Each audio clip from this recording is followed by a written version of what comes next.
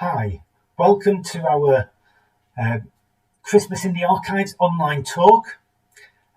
We hope you're having a good run up to Christmas, and we thought that we would share some of the stories that we've discovered over the years in the archives and other collections about the Christmas period, many of which we've shared on our blog. And with just over a week to go, we thought we'd have another one of our lunchtime talks in which we would share some of these stories. So over the next half an hour or so, we'll be looking at Christmas cards, shopping, toys, the holly and the ivy, and even some mammoths. So just to start off with, thought we'd have a look at some Christmas cards. Now, we have various ones within the archives. There is no one collection that we go to. It depends where they are, because with the archives, it's all about where they've come from rather than collecting things by subject. And so we've had a look in our catalogues in the past to find some. I mean, there are one or two collections that have more than others that people have obviously collected. And there's quite a variety. I mean, some of them are fairly Christmassy. So the one on the left here, sort of one you'd expect, wishing people a very happy Christmas and best wishes for the new year. Maybe the design might be a little bit different, but you'd expect that sort of thing. And then there's also other ones that are very personal that people have created. So just as today politicians and other people have their own personalised Christmas cards, so people have done in the past. And if you've got a rather nice house, quite often people want to put it on their Christmas cards. So F.B. Bradley Burt of Burt Morton Court had a Christmas card in 1927 with Burt Morton Court on, which is kind of, into one sense, not too surprising. But what did surprise us was that some of the Christmas cards were not as Christmassy as you might expect. These were a couple of that we picked out. The one on the left, Cupid's Dart. It's wishing people a happy Christmas, but it isn't one that you'd necessarily think about a design that you'd expect. We have shown people some, and they've said that it does look a little bit creepy. And then the one on the right, we had quite a few from the Fleece Inn as part of their deposit, mostly about the pub itself. There were various Christmas cards. This is the one that was sent. Again, not the most festive, you'd have thought, but maybe as it is being sent to a pub landlord, a couple of old men with pints of beer in the hand was applicable. Some were thinking, we could see whether maybe get reprinted. I mean, this one is a little bit retro, but looks very nice. And again, you could imagine it being sold off as a retro design today, with the Christmas trees out of probably wrapping paper, nice colourful ones. But another place where there was quite a lot of Christmas cards was the Vesta Tilley archive. Now, Vesta Tilley, born as Matilda Powells in Worcester, was one of the top music hall artists of the late 19th and early 20th centuries. And it's quite quite significant. You've got people travelling long distances to come and have a look. If you're doing the history of music hall, then that is an important thing to come and look. And she kept all sorts of scrapbooks and letters and fan mail. And although she retired just before the First World War, she came out of retirement in order to entertain the troops and to take part in recruitment events, to try and encourage people to sign up. And so within the archives are quite a few Christmas cards that were sent during the war from the army, because you'd go to convalescent homes or places where the troops were resting in order to entertain them and keep their spirits up.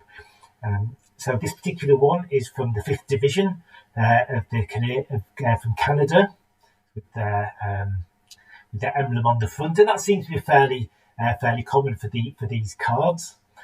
Some of them have got a bit more of a design, and I'm sure this would be quite significant if you were a member of that particular group. This is from the 25th Machine Gun Corps, so 25th Machine Gun Company. their Christmas card, which somebody has done a design on. And then again, not the most festive looking card. This is from the 45th Stationary Hospital in Egypt, a photograph of the hospital and then their emblem on the front.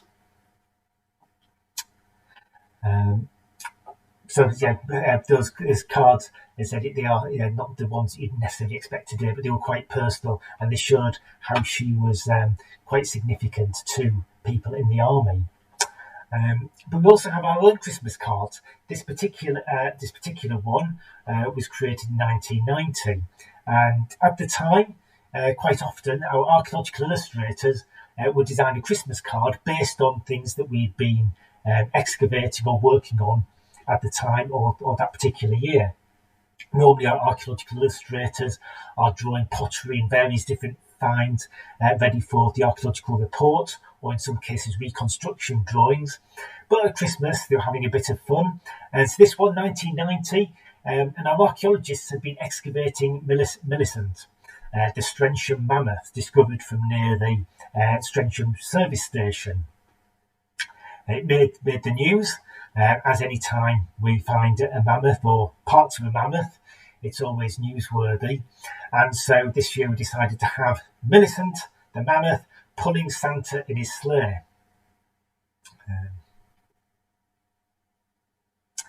2 or 3 years later, this particular one is based on an excavation that we undertook after an Iron Age coin hoard had been discovered near Droitwich, near Pershore, I think it was. And so I think in just through the gateway is somebody. I think they're in the process of burying the coin hoard, and Santa has come with his reindeer, and it's Bodvox Special Long-Term Deposit Account. As it turned out, the long-term deposit was the best part of 2,000 years before it was uncovered in the 1990s. Then another year's Christmas card was our archaeologists had been working at a church in Herefordshire, and so decided to draw that and turn one of the trees outside the church into a Christmas tree with an angel on top. So one of the other traditional things with Christmas are presents, both buying and deciding what you want. And for those, remember childhood, quite often you'd be getting the catalogues, going through them, marking out or doing a list of what you wanted. And certainly if it was Worcester, probably that would be Kay's catalogue. Kay's being a long-established Worcester company, sadly no longer with us. And for various years they would have a picture of Worcester on the front cover showing that link. So here we have Worcester Cathedral for the autumn-winter 1980 catalogue. And when we share things about Kay's, obviously there's lots of people who either they themselves or family had been workers at Kay's, and so that brings back memories. Or maybe a Kay's agent, selling things to people, or people would be purchasing from Kay's either outright or paying it off over several weeks.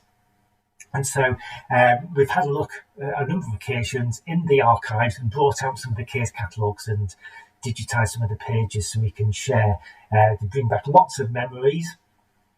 For instance, all the games, as these are from 1990, but many of them are still around today. You just keep changing the photographs on the boxes every now and then to update them. So you've got Knock 'em Out, Downfall, Game of Life, Operation, Guess Who. Said many of them still available today in various formats. And then, of course, at this time, Cindy was a big thing, and Action Man. This one brought back memories for me because the Pursuit Craft, which is at the top, almost in the centre, it's in the form of a seaplane, but it could also be converted to a normal plane or a ground craft. I remember I received that one Christmas time. And then, of course, the annuals. And you can see what's popular. Some things are always popular. So, Mr. Man, shoot, things like that would always be popular year after year. But then there's other times that is very specific for the year. Got Tiswas, Chips, Wurzel Gummidge, Battle of the Planet, Empire Strikes Back, to go through sort of quite often doing people saying which annuals that they received at Christmas or other times. And then at the back there would always be the hamper selection. Now in our household we never used to get one of these, but again when we've been showing people them or having a chat about Kay's catalogues, quite often people would say, oh yes, we used to do that, because sometimes it was an opportunity to pay over a period of time, so much per week, so you could spread it out, or just get a hamper so you've got lots of food all at once. At this time you didn't really have mail order or home delivery. So again, quite a few people remember getting those. Quite often then there's some discussion about, did you eat everything, or were there particular tins of some things that it was a case of not in this household, and we never eaten. And you could of course get it with or without alcohol. There's clothes as well that you could get, and so when we went, particularly went back to the 1970s, it was interesting to have a look at the 1970s fashion. And it's also interesting to look through Kay's catalogue to see the development of technology over time. So the different cine and film cameras that were around, predating the video cameras, or today just getting your phone and doing them. Yes, and when we did this about 3 or 4 years ago, digitised those and showing them, there were one or two newer members of staff who were kind of rather intrigued at these. And then each catalogue you see, what was the latest, what was the cutting edge technology at the time. One of the other themes of Christmas that we come across in the archives is all about decorations. Certain things pop up on a regular basis. For the last 150 years, Christmas trees, but that's following in that tradition of evergreens, which has been going back even further. And so here we have the Christmas tree outside Worcester Cathedral. At this stage, it was on the cathedral roundabout. We excavated that in 2015 in advance of the change of the road layout and the creation of Cathedral Square. And quite a few people said, "Oh, will you find the base of the Christmas tree that's put each year?" It's because everybody knows that's where Christmas trees put, and obviously they had to move it slightly with the new road layout, but there is still a Christmas tree near that place.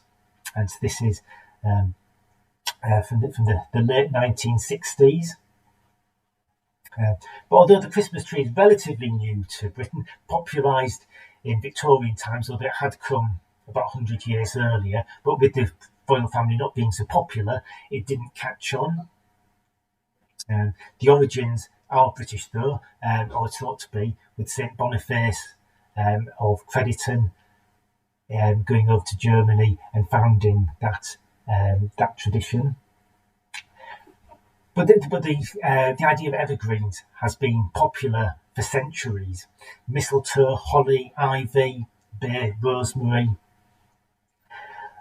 Often because what else do you decorate? It's what you have available, particularly before electric lights. And it's freely available to hand. And it brightens places up. People like trees and plants and using that for decoration. And Worcestershire, as well as people liking to use it as decoration, it's also a very popular item for selling, particularly places like Tenbury. Looking back in the archives, 1529, in the accounts of St Helens, here pictured in Victorian times, it mentions about twopence being spent on holly and ivy for Christmas. Again, bringing it in, relatively easy probably to find in the local areas, and people would be gathering that and selling it so people could make decorations. And that would be going on for many years. And quite often newspapers would report what decorations were like each year. In the 1870s, we came across a number of reports going around church by church what each one had done. Again, a lot of it was used evergreens because that was what was available. But they would be trying as elaborate as possible and different themes that they would have. And obviously this reporter had gone round the different ones to report what they'd had. But at various places around the county used to grow and sell evergreens, particularly in the Tenbury area. And it was seen as quite a good winter earner that they could, when many other crops had finished, that they could grow these and sell them. The advert on the left is from 1911, where they're advertising for holly and mistletoe and asking people to bring it to the Bridge Hotel, where they would receive the best possible prices. It is still still quite a bit grown today. I know that there are mistletoe growers and sellers in that area, and they have a mistletoe festival each year. On the right is a photograph from 1982, possibly Barry Bufton of Russell Baldwin and Bright, with bunches of mistletoe, and it accompanied a report saying that although there's plenty of mistletoe that year, they're worried for the future because there's a lot of older trees being replaced, and therefore there might be possibly a shortage of mistletoe in the future. Although, so I know there are various people that are selling it commercially there each year, and they still have the mistletoe festival, so I assume that they manage to find enough each year. So there's plenty of money to be made, but it could possibly go wrong. And there is a report in the Belrose Worcester Journal in 1892 of a Thomas Graves of Tenbury suing the newspaper, suing the railway because he'd sent 50 kilograms of or more of holly and mistletoe on the train up to Manchester for sale on the 21st and 22nd of December. Now, back then, you didn't normally put things up until just before Christmas, so that was the ideal period.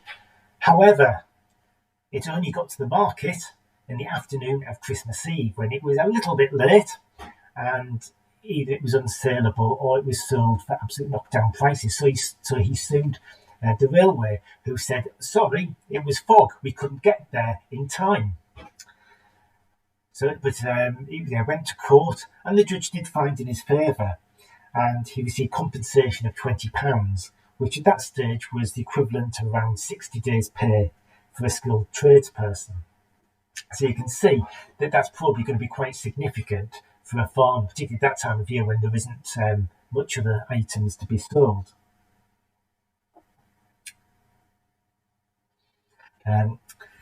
This photograph is from Belrose Worcester Journal of Friar Street. You have Laslet's Almshouses on the right. And this particular year, in the late 1960s, two owners of electrical shops had decided to do something about decorations in Friar Street, which previously didn't really have any decorations. So they organised a subscription for everybody to contribute on the street, and then they purchased electric lights and other decorations that they then arranged to have installed along the street and outside Laslet's Almshouses to light up the street and attract people. And apparently it was possibly the most lit up street in the city due to this. From a similar period, this is a shot of the Foregate Street station railway bridge with a Happy Noel on and some lights looking up towards the cross. I also like this one because you've got the St Nicholas Cathedral and Glover's Needle towers and spires showing above the rooftops. Christmas is also a time of charity, and quite often we see different stories about different charities and charitable giving at this time of year. And quite often at the large estate, it would be a time when they would distribute food, money or other items to their staff or tenants or generally to local people. This photograph is from the Croom estate and shows the Earl of Coventry and his wife, the Countess, at the annual Christmas Eve distribution of bread and beef, passing it on to their tenants and staff. So they would all gather on Christmas Eve, and this is the bread in the barn. And the sort of the quantities in 1915, 270 large loaves, 100 small loaves, and 2 fat beasts were handed out to 167 families, which equated to 637 individuals. And it was said to be an informal and enjoyable occasion which marked the start of the Christmas festivities at Croom. And this was often replicated at the other big houses, that they would be expected to distribute gifts to their tenants, staff, and in some cases to the local villagers. Another example is on St Thomas Day, the 21st of December, and people would go a Thomasing, where they would go door to door asking for food or for money to purchase food, and in return they would hand over a sprig of holly or mistletoe to the people, and often at the local big house there would be a big bowl of spiced ale which people could come along and help themselves to. And there's one or two suggestions as to the reasons behind this. One is that it may relate to a legend of St Thomas, who it said that there was some money for the building of a king's palace, but Thomas took it and instead gave it to the poor. Or it could just be that it's a few days before Christmas, and for some people they may not have enough food or money to buy the food to see them over the festive period, and so this was an acceptable way of going round door to door and to people to support the poorest.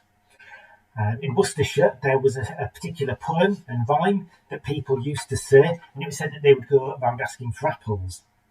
A whistle, a wassail about the town. Got any apples? Throw them down. Jugs white, ales brown. This is the best house in the town. Holly and ivy and mistletoe bow.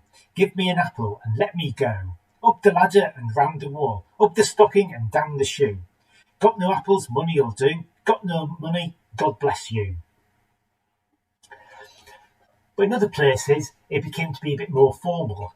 And in Worcester, there was a St Thomas Day charity, or St Thomas Day and Good Friday charity, in which money would be distributed on those 2 days, and people had given money in the past specifically to this charity to get it set up.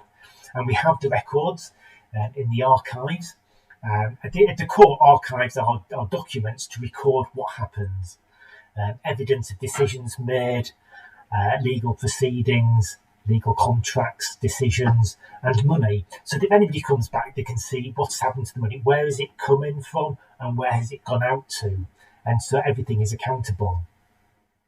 And so all the people who received the money are listed.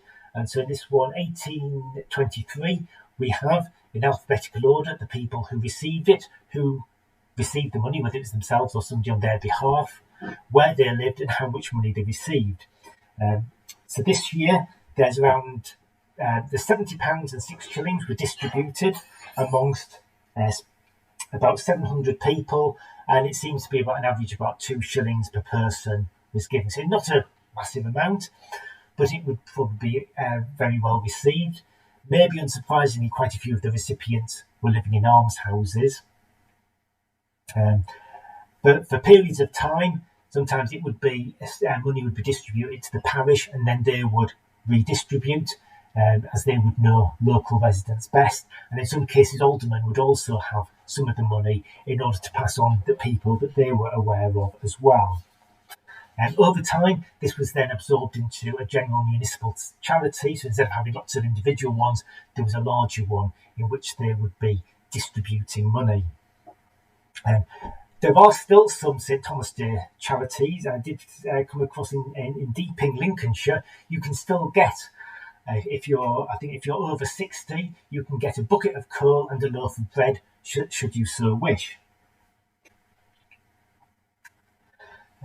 One of the other examples we have in the archives of charity, the Guild of the Good Shepherd, who was linked to one of the churches in Kidderminster and did all sorts of good works in supporting the poor.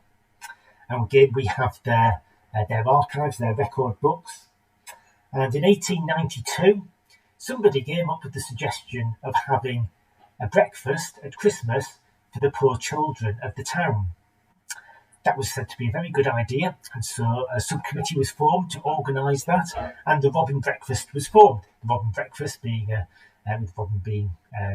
Christmassy.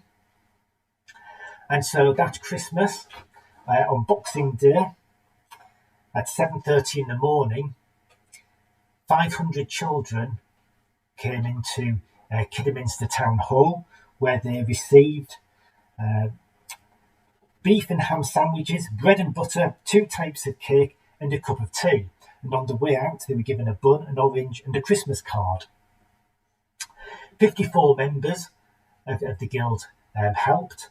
Some of them were up at 4:30 in the morning, helping to make sandwiches and to prepare. And it was decided afterwards that it had been a great success. It was reported that many of the children had been in rags and had no hats or caps. Many were also in tears due to the intense cold. It was seen that people were very, very appreciative. They raised £25 for this, and as it only cost £15, the other £10 was used towards a soup kitchen for the rest of the winter. With it being considered a success, it became an annual event.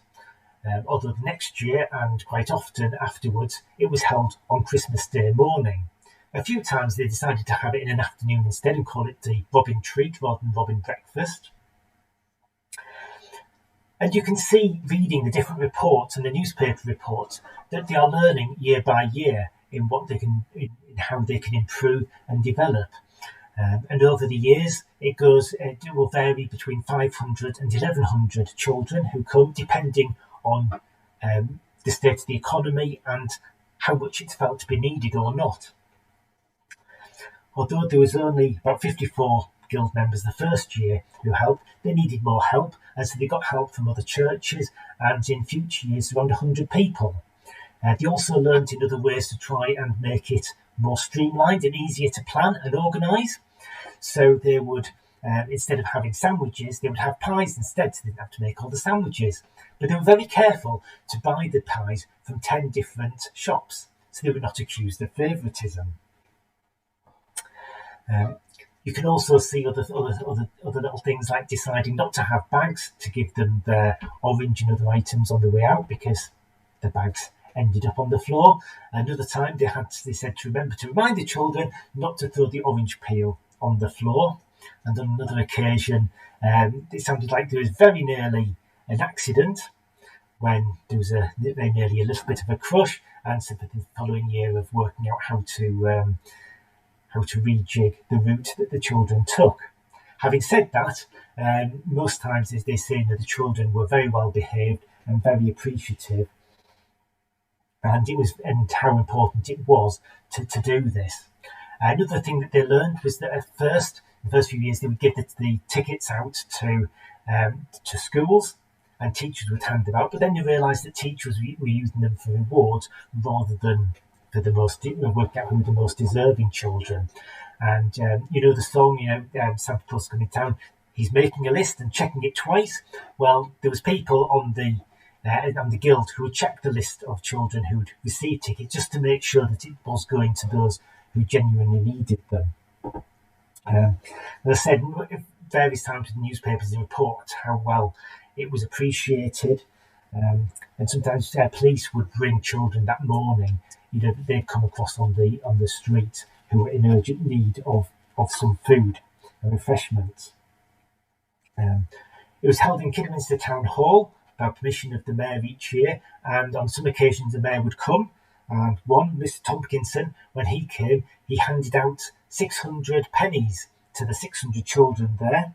And in 1906, Father Christmas made his first appearance, handing out toys to the smallest children. One quote from 1895 in the Kidderminster Shuttle said, While rejoicing at the sight of so many happy faces, the members of the guild were only too conscious that the treat was only a brief alleviation of the poverty and want that formed the lot of the juvenile guests. So it went on up until 1914. That year, with the war having begun, many of the men were off to war, and many of the women were helping with war work as well. It was felt it was beyond them. So it was decided instead to give £5 to Nurse Jones' Christmas Treats Fund. Within the archive, also a couple of pictures, one of the robins, as they referred to the children who came along. And in 1895, these were some of the workers who'd got up at an early hour. Fortunately, by that stage, not at 4:30 in the morning. They either did things the night before, or else, as they didn't have to do sandwiches, they could get up a little bit later. And about 15 years ago, I went on the radio and mentioned about the robin breakfast and how it had stopped. And we did have a couple of people contact us, people who'd grown up in the 1930s, remember that decade, that there was a breakfast like this on Christmas morning or Boxing Day morning. If it is, it looks like it was probably another organisation took it up, because there's no more evidence that within the Guild records. The Guild continued for many years, but there's no more mention of the robin breakfast. But that would be good if there had been an organisation willing to take up that after the war ended. I said, as all reports said, how much it was appreciated.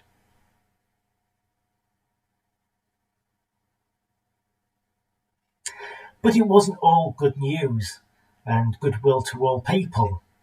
There could also be what could be seen as a darker side to Christmas, with Christmas crime. Sadly, if there is money to be made, there is usually people who are wanting to get it by other means. And looking in the archives, particularly in the newspapers, we have come across a number of crimes of the period, particularly people stealing mistletoe, holly and Christmas trees, which I gather can still be a problem today. So one example is of John Davis, alias Pierce. That always seems to be a bit of a giveaway if somebody has an alias.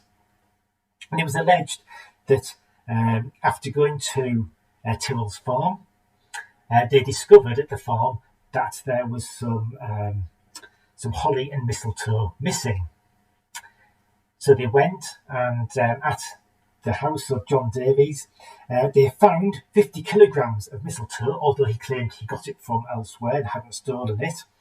But in a case of CSI Tenbury, they compared the tool marks to the tools that he had, and to the tree and the mistletoe, the cut marks, and everything matched.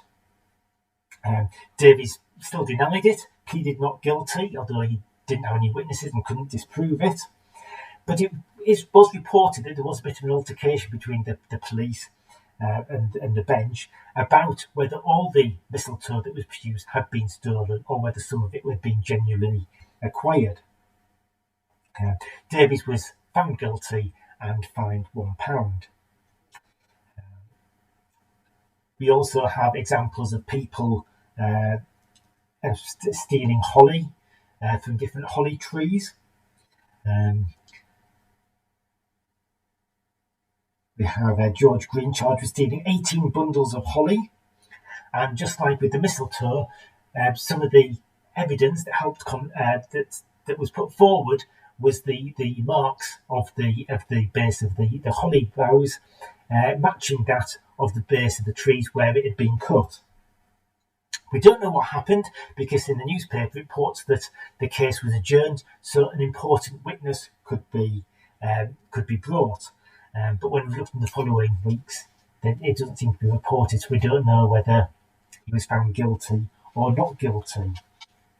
There's also an example of somebody stealing a Christmas tree up at Smethwick. John and Samuel Dalloway, fruitiers, called at a farm to ask if there's any holly trees for sale or Christmas trees, and they were told that it was land of the Earl of Dudley and they had no authority to sell any. But that didn't stop the two brothers, and they were seen cutting down a 16-foot tree, which is kind of rather obvious. You can't really hide that, and would probably take quite a bit of effort to move a 16-foot tree.